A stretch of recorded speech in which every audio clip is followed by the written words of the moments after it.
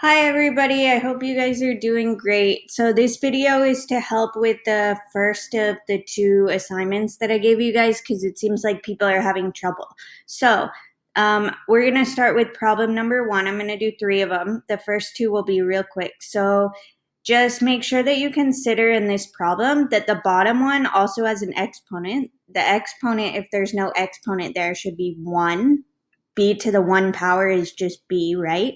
And as you guys remember, or if you don't, you should have out your notes with the exponent rules in there, that when you're dividing two variables with exponents, then you need to actually be subtracting the exponents, not dividing. So what we have here is really B to the 1/5 minus B to the power of 1, or minus 1. I'm going to put it all in the exponent, okay?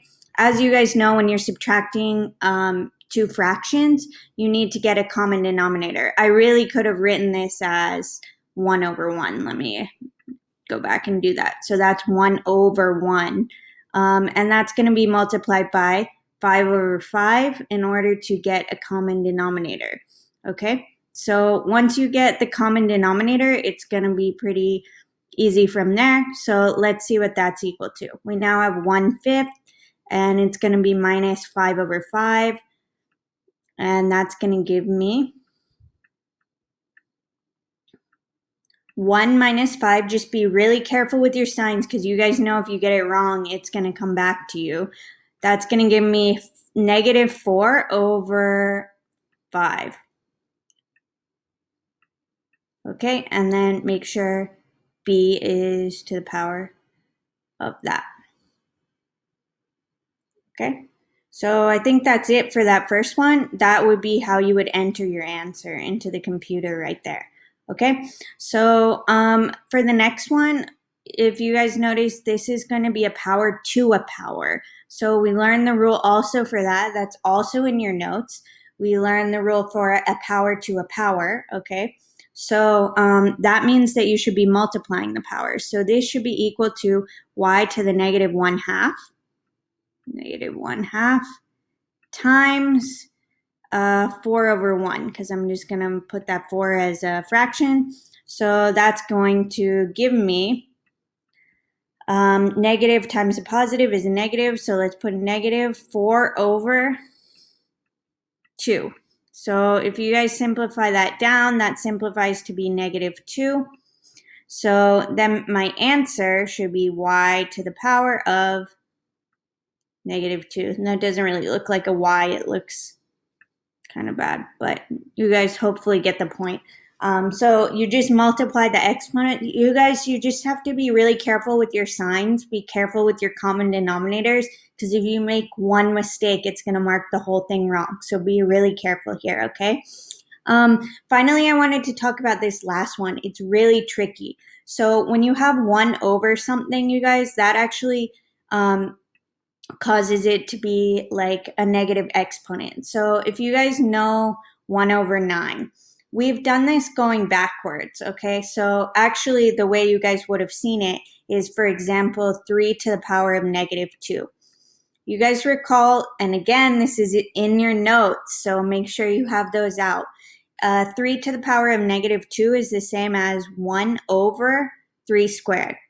So hopefully you guys follow how I'm getting 1/9 from that. So 3 to the power of negative 2 is going to be 1/9. Therefore, 3 to the power of negative 1 is going to be 1/3. Okay, does everybody follow that? So anytime you have 1 over a number, it's really the same as taking your exponent and making it negative, okay?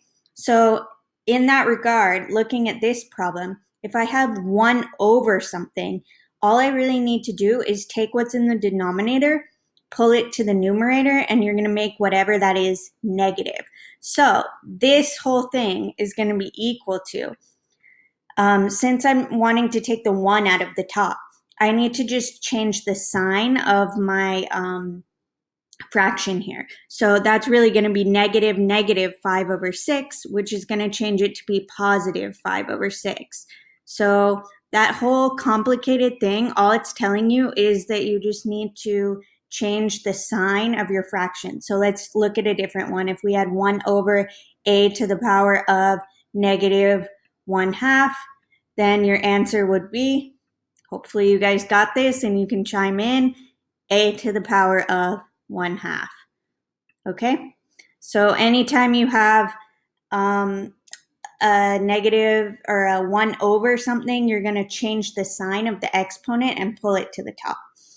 Okay, last thing is I want to make sure you guys can input it. So let's try one here. I'm just going to scribble out the answer to this really fast. So if you guys see this problem, I'm actually in Khan Academy now. So we're going to do a to the power of 2/3 to the power of negative 1. So if you guys recall, we should be multiplying those exponents together. So that's going to be negative 1 over 1 to make it into a fraction. Hopefully I get this right. We'll see. So we're going to multiply those out. That's going to give me a to the power of negative 2 over positive 3, which it doesn't matter whether you put the negative with the 2 or the 3. So let's try typing it in. I found it a little difficult at first. So first I'm going to click this a to the b. And then luckily this one's already an a, but if this were a different variable besides a, I would go in and click backspace and change it. Okay, then you want to click where the b is, get in that exponent there, delete it, and you're going to want to put a fraction there because your answer's in fraction form. So make sure you're putting negative 2 over positive 3, and then we're going to press the check button, and we got it right. Okay, so hopefully that helps a little bit. Please feel free to text me if you have more questions. I will answer any question. You can screenshot your paper and show it to me. I'm always here to help. You know, don't got a whole lot else going on, so feel free to reach out. Okay, bye guys.